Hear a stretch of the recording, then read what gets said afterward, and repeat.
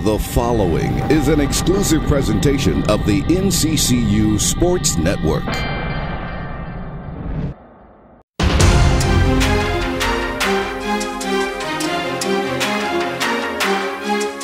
To the top of the left wing to Dante Holmes to Hilliard.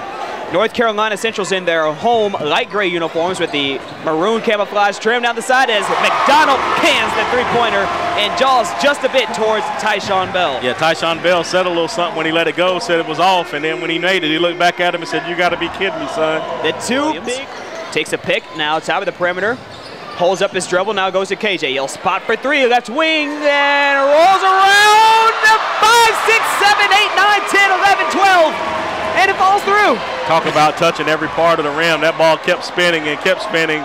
It looked like a science project up there on the rim. Delaware State back within one. 13-13 left here in the first half of play. As Hilliard's going to lob it back, and he jams it down on top of Kendall Gray. Yeah, hello. Nimrod, they're trying to take his left hand away, and you can see that they can tell that he's been taking people off the dribble with the left side. McDonald back to Hilliard. Hilliard inside the perimeter. Now he's got to drive it to the paint. Left side layup is up. It's no good, but jammed back in by Enoch Hood. Yeah, nice job by Hood of cleaning up on the backside, and that's what you want to see more from the big fella. He's got a lot of upside and a lot of ability. He could be a really... And Hood's got to hold on to it, look for an outlet. It goes to a cutting Ingram. Is up strong, hangs, and throws it in. Nimrod Hilliard, Karamo Javara, Dante Holmes, and Jordan Parks, the five on the floor for North Carolina Central as Hilliard scoops it in on the right side of the glass. Good job of following the trail. When the screen came off, the roll started down the paint, and the roll was going to take the front defender with him, and he was able to stay with, working it down low and then kicking it back out after the help comes. Hilliard to McDonald for three, and that's no good. Long rebound chased down by KJ, and he'll give it right back to Hilliard. And again, McDonald, left side, splash! Right side it goes to Waller. Top of the perimeter, Bell. Bell pass tipped away by Parks. Try to chase it down, can't get to it. Ferguson throws it over his shoulder. Parks now will rise, and two is clear for takeoff from Durham. That's the extra effort you need right there. Nice hustle on the tip away and to save it back into the backcourt where your guy has a chance. Now we've got the crowd back in this game and momentum back on our side. 3,000 on their feet here inside McDougal-McClendon Gymnasium. Burley goes to his right to Bell. Bell drives to the lane now with a layup. Put it away by Parks. And McDonald is clattered into in the backcourt by Waller. 6:52 left, and they're going to walk down the floor and go to the free throw line to go in front of this one. Hesitation now, he goes outside of Ferguson, swings it to the top to KJ, decides he gets a three and drops it off to Ferguson. Behind the back handoff goes to Hilliard. He shuffles to midcourt. And now moves to his left. Under 4 minutes remaining in this one. Hilliard now will rise for three. Yeah, buddy! Right back at you. Nimrod Hilliard will not be held down. Yeah, nice job. He hesitates on the pass to Holmes. Instead, it goes to KJ, and he'll hand it off to Hilliard. Hilliard takes a pick, top of the perimeter. Now he's got to drive. McDonald for three, right side. Yeah! And McDonald, the Ant-Man, going big. And Coach Moten called a timeout right after the play to get it fired up so now he can set his defense. But what he can't do is allow them to get that big jump shot off that they've been able to get so far in this half. So he made second free throw, third free throw is no good, and tipped around. And with the side of Pepto-Bismol and a little bit of antacid, it's a maroon and gray victory as the students storm the floor and need to be careful now as one of the Delaware State players looks like he's getting caught in the fray. He's trying to get away, and he does. Gracious. Gracious. Well, you know, it's a maroon and gray victory. I mean, we're just fortunate to get a win. It wasn't anything that we did that was great. You know, I was really disappointed. I thought our effort was good, but we just had 18 turnovers. We were throwing basketballs everywhere, and most of them were unforced. And I just thought it was nerves. The guys get wrapped up in television and the environment and things like that. We didn't shoot the basketball well. We didn't shoot it well because we ain't pass it well. We were soft with our passes. You know, it's one of those games where you just throw style points out the window, man, and you just kind of grind it out and see what happens. And you know, fortunately, we bended a couple of times, but we never broke. So, God bless us. What's going through your mind play, they put up the shot. It looks like it's going off when the whistle blows. I don't have a lot of money in my bank account, so I got to be politically correct with that. I just say, man, that's tough. That's a tough call. You know, you've seen enough basketball that you don't want the game decided on that. I haven't looked at the review. Nimrod said he didn't foul him, but of course he's supposed to say that. So if he fouled him, I think the refs made a great call.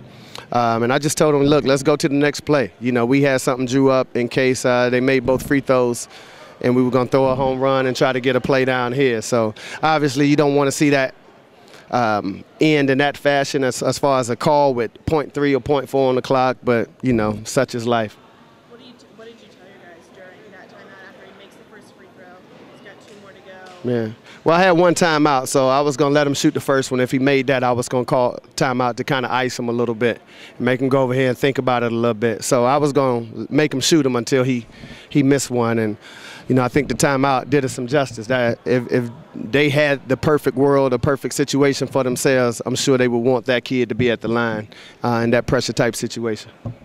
And then earlier, about 20 seconds earlier, Anthony hit that three-pointer, and he admitted that he was kind of off today. What does it say that even though he was off, he was still able to hit the shot when it mattered? He was off because he didn't execute early. He was like, him and Dante were just walking around. I just thought the environment got to him. You know, they weren't hearing the plays that were called. They weren't involved. They didn't make any splash plays. And for you know it, they're just out there. And they're just participating. And now for you know it, you look up and you miss 3 or 4 shots in a row and you wonder how you're going to get your rhythm, but you were never actively engaged in the game. And I just called timeout, and we had a play. We were going to run a play for him, and I changed it at the last minute, and we just ran a high ball screen for Nimrod. And I said, Ant, if it comes to you, knock it down. Shoot the basketball with confidence, because I thought he lost a little confidence in himself at one time. Earlier in the game, too, it kind of looked like Jordan was being taken out of it, whether it was something he did or something Delaware State was doing. Did you see a big change in him in the second half? Their length bothered him. You know, he's really not a post player. He's just doing that for us by default because Jay Copeland is hurt. And their length really bothered him. But he has to be smarter. He took himself out the game because as a senior, he has to understand when I got one foul, I can't jump over anyone's back with 15 minutes on the clock. You know, like we read that book before. We know how that ends. So now you got to come sit with me, and it's tough to reestablish a rhythm. When Gray picked up the second foul and had to sit a lot in the first half, were you hoping or thinking that you guys could have taken better advantage of that? Yeah, that's it. You took the words out of my mouth. That's exactly what I told our guys. I think we were up 6 with 2:32 left in the first half, and I said, listen, we got to push this. And you know, we just threw the basketball away and unforced turnovers, and we missed free throws. And I'm like, look, those are the little things that you got to do to, you know, to begin to get separation. And for you know it, they came down, they hit a couple of shots. I had to take Nimrod out because he got his second foul of the night, and Anthony went to the point, and you know, it was just kind of discombobulated. So we definitely have to work on that with some different packages and combinations in the future. Did you feel like with the game that was ugly for so much of the game, did you feel like the first team that kind of got a little momentum would be able to? Yeah, just a rhythm, just overall rhythm. I thought both teams were kind of nervous. You know, ESPN, bright lights, national TV, man. It's probably their first time. You know, they'll say, nah, I was good and whatever, but they were nervous because half of them tweeted and posted game day, watch us on ESPN, you know, so all that stuff. It just weighs his hand. I tried to put the pressure on me and just tell them, look, it's basketball. Don't worry about any of the outside distractions, but, you know, it's tough, man, in this day and age with social media and everybody coming at them. They have so much access, so I'm just grateful we pulled it out. It did, because our other point guard broke his foot for the year. So now I'm like, oh, Lord. Anthony don't know too much from the point. And, you know, I was over here with a walk-on with Kevin, and I'm looking at him, and he wanted no parts of it. So we was just trying to figure some things out, man. And when he came back, it was kind of like Willis Reed. I'm coaching him, but I got one eye on him. I watched him sit here, and then I was like, hold on, where did he go? And I was just hoping it wasn't, you know, severe. Boy, that would have hurt bad. Good gracious. Let me knock on wood. I don't even want to talk about that. But, you know, when he came back, now we got our rhythm back, and, you know, because we're used to executing a certain way, and he has to be at the point for it to go. At the end of the game,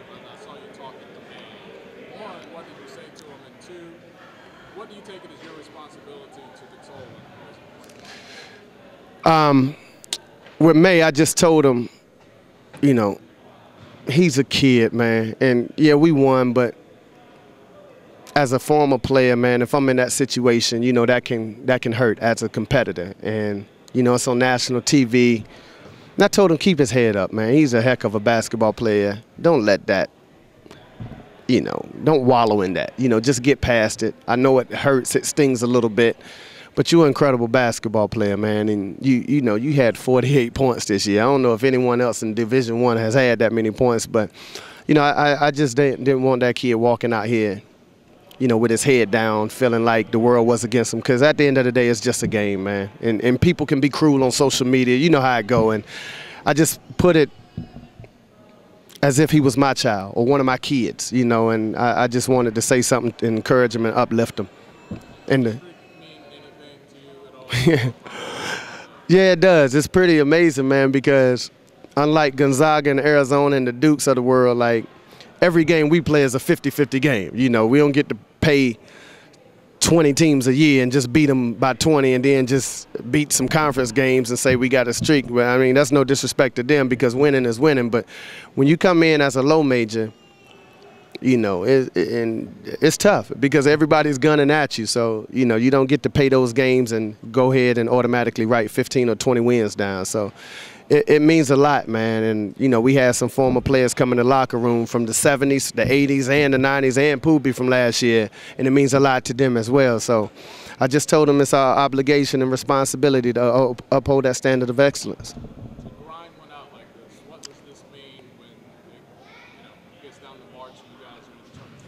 This is a typical tournament game. And, you know, I thought our kids, and I've said this, and I mean it wholeheartedly, I think our kids got some unfair projections during the year.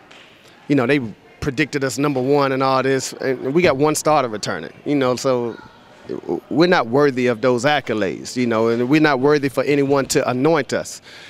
And it's a humbling situation for our kids because we got 9 or 10 new guys, and they just don't know any better. And hopefully they got their attention now because every team that plays you in here, on the road, wherever, you got that bullseye on your back. And I told them at practice the other day, I said, Kentucky's the #1 team in the nation with 12 or 13 pros on their team. So they played 2 overtime games in their conference already. So don't think you are immune to teams not coming at you as well. So you see it. It's the parity across the nation, man. Everybody got to bring it every single night. And, you know, fortunately, we've been able to come out on top. Coach, talk about the depth of your teams. You talked about the starter returning. He was out on the floor, KJ with Ant McDonald. And then you also had Ingram putting Ferguson 5 on the floor for a while in the first half of play. What was it like sending them out on the floor together as a unit? You know, it's a certain point in time where a man just got to be a man. And I told him, look, you got to fly away from this nest, and you got to go out here and grow up. Enoch didn't play well against Coppin, and his feelings was hurt. I said, you got to get past that, young man, and you got to come out. He gave us really solid, productive minutes tonight. And I thought Jamal was phenomenal. You know, he did what he did. He guards, he defends, and he did an excellent job on that kid, Amir May. I think the kid was 2 for 13. He did an excellent job on him. And you know, that's what it's about. We need people to step up and just play their positions, man, and play their roles. And we don't need Jeremiah Ingram has to turn the corner. He wasn't good. For how many turnovers did he have? Yeah, see, he had 5 turnovers. Like he can't do that. We got to value the basketball and protect it. And overall, we had 18 turnovers. So we got to do a better job coaching and playing. McDonald with 23 points, Hilliard with 13. Those 2 guys have worked together. They've been a strong tandem. Talk about how they combined today against this tough guard defense from Delaware State. Yeah, they really didn't play as well as they could have. You know, Nimrod was pretty decent, but Anthony, you know, he just has to play tougher. And I told him that, and I expressed that. There were times where there were long rebounds and he just let it bounce in front, or we didn't get defensive rebound. Those things, those extra possessions count for it. Like, we want teams to shoot 40 or below. This team shot 32%. So if you told me they shot 32% before the game, I'll take that and already guarantee it as a win. But they took 13 more shots than us because they got more rebounds. So we have to do a better job of just limiting teams to one attempt. Coach, you roll forward, non-conference game in the middle of the State. How do you feel heading into that? I mean, I feel good. They're really good, and that's why we scheduled them. So, you know, I haven't seen them on tape, but I know they're really good. They score the basketball in a multitude of ways, so we definitely have our hands full. Coach Bowden, thank you very much. Thank you, guys. It was a great game. It came down to the end, and ultimately we pulled it out. You guys have gotten pretty good at these last-second escape backs. We gotta stop it. We gotta stop it, for real. What's going through your mind? You're coming another game on your home court, down to the wire. What are you guys doing? Oh, man, I really don't know. It just, we gotta stop putting ourselves in these predicaments. It feels real good, but like, man, my emotions are everywhere right now. Like that was scary. That was probably the scariest moment I've been in, and I had a lot of stuff going through my mind on the court. So I'm pretty sure my teammates did as well. So when that foul was called, what were you thinking? As soon as you heard the whistle blow, what was going through your mind? Nimrod, that's what went through our mind. Like, you know, he played a good game, but we just gotta like situations like that we worked on in practice. So you know, we just gotta just stay on our feet and don't give the refs a chance to call a foul. You know, refs don't really call fouls; they call what look like fouls. So we have to just stay solid at when it comes down to crunch time, and don't even allow that to happen. You were pretty quiet in the first half, but in the second, you got the over-the-back pass, came down, hit the dunk, and then got a block on the other end. Was that when you kind of felt your momentum shift and the whole team's momentum shift? Yeah, definitely. You know, today wasn't my best game, but statistically, but I think I helped do little things, and plays like that is what I came here to do. So it was good to see that I was able to help spark some type of fire and get these guys going. Anthony also sparked you guys a lot. Big shot. That's Big Shot Ant. That's what I'm gonna call him now. But man, that shot he hit was huge, and it's just amazing because I don't know his exact stats, but I know he wasn't on tonight, really. And the fact that he was able to, the play before that, he had actually missed it and came back and shot it with the most confidence ever, like he's been hitting all night.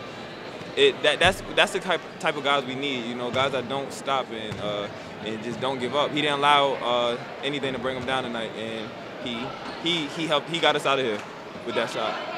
Do you think maybe he's turned a corner? Because earlier in the season, if he wasn't hitting a shot, it wasn't going to go the rest of the night. Tonight, like you said, he was on, but he still hit that last second shot. Yeah, that definitely turned a corner, and that also came from my teammates as well, because you know we stayed on him all the entire game. We knew he wasn't on at the moment, but we told him keep shooting. And when we got into the huddle, coach told him we coming right back at you, so just keep your head up. How much does it mean for you and for the team that this game got to be played on ESPN? Like a whole national audience saw that crazy. That's great, man. Like that's what we want to do. You know, everybody wants to play on prime time and stuff like that. And like the atmosphere in here was crazy. Like, I don't think I've ever heard it get that loud in here. And the fans were amazing tonight, and they just helped. Like, this was like a Cinderella story. Like, it was a great game, and I hope everybody in the nation that watched enjoyed it.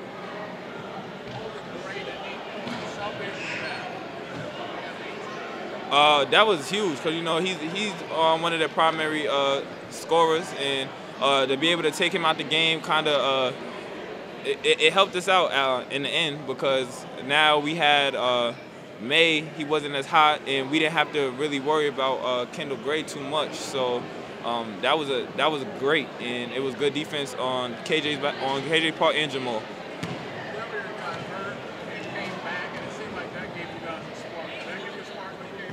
Yeah, definitely. You know, he's really our only point guard on the team, and when you we have to move Ant to the point guard position, it kind of takes him out of his rhythm. And we trying to get Ant going to make shots, but when Nimrod came back in, he was able to settle us and help us execute plays and ultimately come down. He gave Ant the pass, so it was amazing that he was back in the game and he fought through that.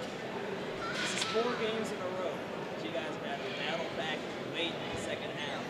What does it say about your team and about how you guys have been able to pull through together?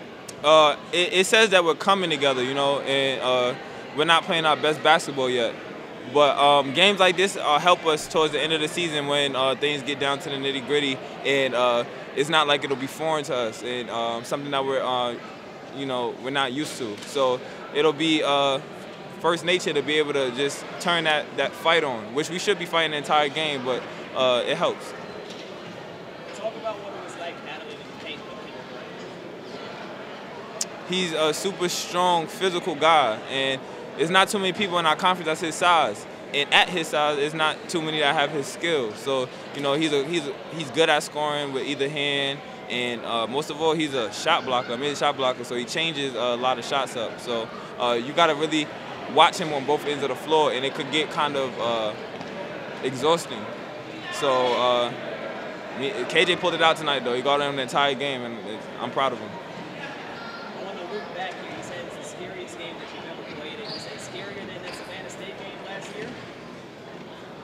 Scarier, definitely scarier, because we had some type of control at that point. Just now, when he's at the line for 3 shots, we couldn't control anything, and all we had was the fans and whether he was going to miss it or not. So I'm happy he missed both. Now roll forward this weekend heading to East Tennessee State. How do you feel heading to that game? We need to use this as momentum and going to East Tennessee State, executing, and hopefully not make it a dogfight so that we can take that game. Those out-of-conference games are what help build great teams for in-conference. So we have to take that game and play exceptionally well and just and play to the best of our abilities. So because once we get to our best basketball, no one's going to stop us. Can you win the game any closer than that? Do you want to win a game any closer? No. If it was up to me, we would win every game by 40 points. But, that's part of basketball, though, and games like that get fun, but I don't want to be in that situation ever again, ever. It was a big game, mainly because it was primarily like a first-place game, because they only had lost 1 game in conference, and it was still early for them. I think it was only like their 6th conference game, and it was like our 8th, so it was pretty much a first-place game. We wanted to win badly because we knew, like right now, we're in control of our own destiny, and we pretty much beat the whole top tier of the conference so far, so we wanted to get this win and just stay in control of our own destiny, and we did that for the most part, and I'm just proud that we was able to pull it out. See with that shot with 25 seconds left, can you just kind of walk us through that? Coach had put us in, I think, box, and we were just going to flat it and let George set a high ball screen for them, and throughout the whole game, they hadn't been helping off me, and they were just letting them turn the corner, and he was able to get to the lane, make passes, and make layups. So I pretty much went thinking they was gonna help on the last play, but he kind of like stunned it in. And Nim, he always be looking for me, like through the whole game, he been telling me keep shooting, keep shooting. So he found me, made a great pass, and I just kept focusing and knocked it down. Coach was telling me in the timeout right before, you gonna make the next one. He got a lot of confidence in me. He probably got more confidence than I had in myself at the time. And when I caught it, I just knocked it down. What was your confidence like? Because you had missed the same shot right before that. So what's going through your mind when he's like, oh, you're going to make this next one, but you've been kind of off? Mainly, I was just thinking I had to make up for it because I know, like, I hadn't played my best at all today. But the crazy thing was I was still in a position to make a great play to help us win.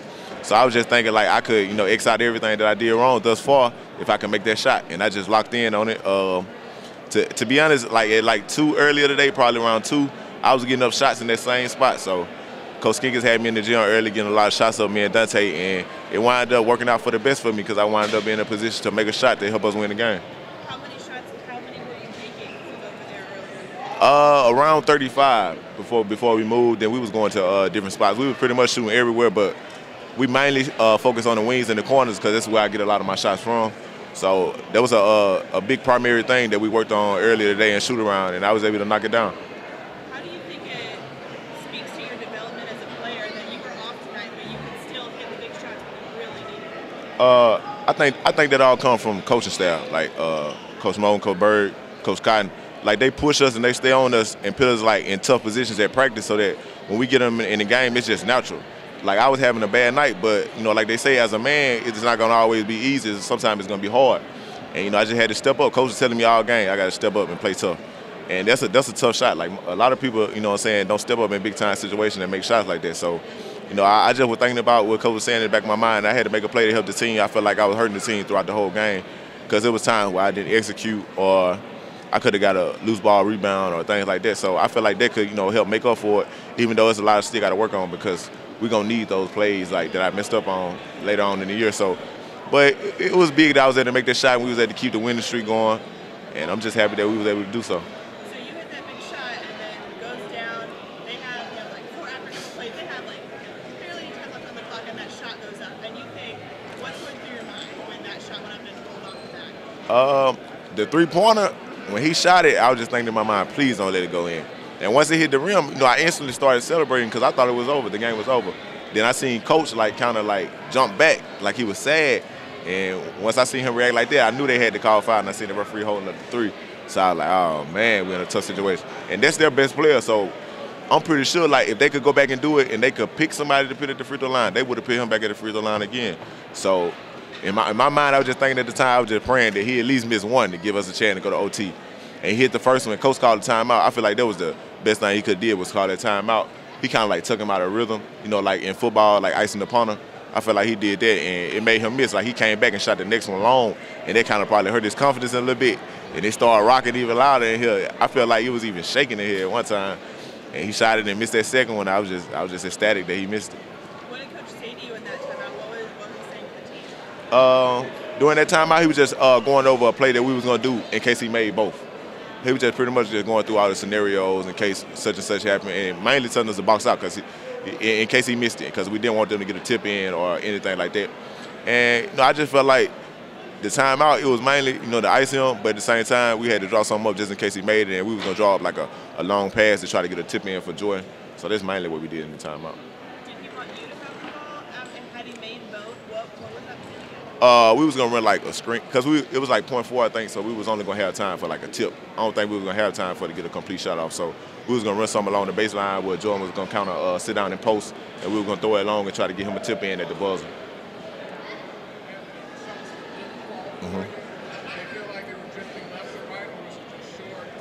The times I missed, a lot of them I felt like they were short, but at the same time, I felt like they was good shots. Coach was telling me the same thing. He felt like they was good shots. I just had to make them. I wasn't making them at the time, and it be like that sometimes. You're not gonna make all your shots. Even Ray Allen went through a slump, so I understand that. And as a shooter, you just got to keep the same mentality. Just always think the next one's gonna go in. So at the time, I think that was kind of short, but I just had to fix some things, and I was able to get it done on the last shot. It's just 0.4 seconds left. You guys technically could have ran the play. What's the feeling like when the game is out of your control and the other team can't control your destiny? That's like a gut-wrenching feeling because at that time it's nothing you can do. It's pretty much out of your control. It's all in God's hands. You just gotta pray that he missed. And he missed both of them, and I'm so happy that he missed both of them because it made my day. I could sleep better tonight. I probably wouldn't have even slept good if he had made both of those. So I'm just happy that he was able to miss it. I was hoping he at least missed one, but he missed 2, so I'll take it. You took 16 threes today. You talk about the shooter's mentality. Uh-huh. All of that. What was going through your mind when you're out there on the floor and you're trying to find your rhythm? Coach Berry was telling me in shoot around that they was the type of team that was gonna let us shoot. They the type of team to pack it in and force you to shoot a lot of jump shots. That's what they want you to do.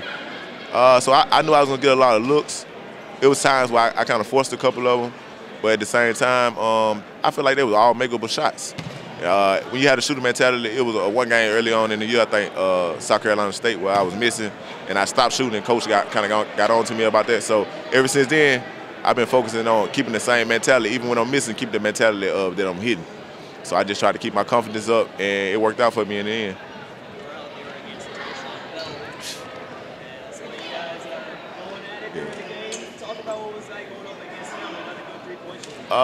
Man, we knew coming into the game that they was a talented team. Going against him, he a great player.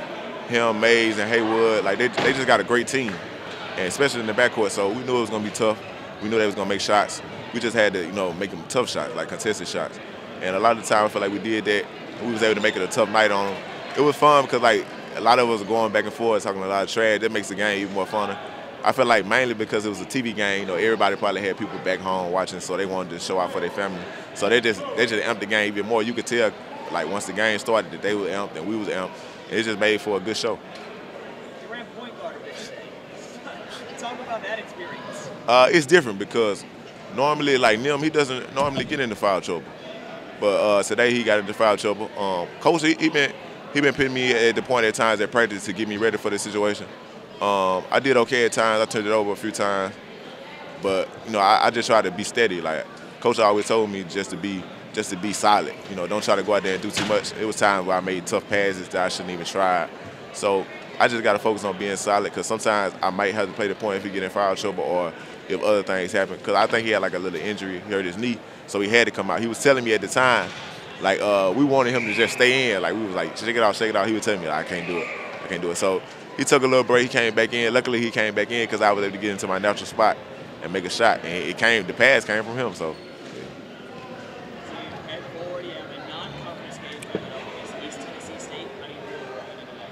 It's different because we haven't had one in so long, but from the things I heard, that they're a pretty good team. They have pretty good guards, so we'll be ready. It's a lot that we got to work on, so this will be a great time to work on it. We're going back on the road. That's one thing that I feel like we have done this year is play a lot on the road, so we pretty much understand how to win games on the road. And winning games like this, like hostile games, close, it really helps the team later on in the season. So I feel like we'll be ready. We're going to prepare. Like we got practice tomorrow. We'll come in tomorrow, work hard like we always do, and just try to get better for the next game. One other thing, Jordan said that this game was the scariest he's ever been in. Is it the scariest one you've ever been in? By far, it's probably the scariest game I've ever been in because out of all my years of playing, I think this is the first time where I ever been on a team where we fouled the guy on the last shot and he had a chance to win the game with the free throws. So I think I've been in a position where I was on the team that had a chance to make the free throws, but never in an opposite position. So it was different. It was very scary. I was on the bench. I don't even think I looked at one of the free throws, but once I seen him miss the first one, I could watch after that. So it's probably definitely one of the most scariest games I ever played in. CBS. That stands for Car Buying Simplified.